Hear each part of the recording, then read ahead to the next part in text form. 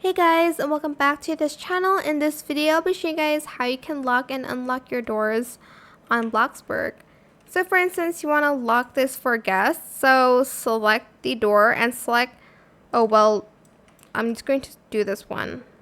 Lock for guests. So click on the door or the fence and do that. So whenever it's closed, it's locked for guests.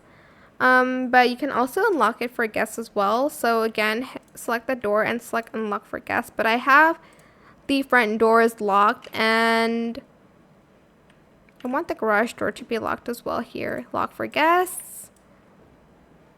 But if they're like your roommate or stuff like that, they can open it. For instance, you want this one to be locked for guests, but you want this one to be unlocked for guests, you can also do that. But yeah, that is it. I just locked the front doors. And that is it. I hope it was helpful for you guys. Don't forget to like, comment, share, and also subscribe to this channel if you haven't done that already.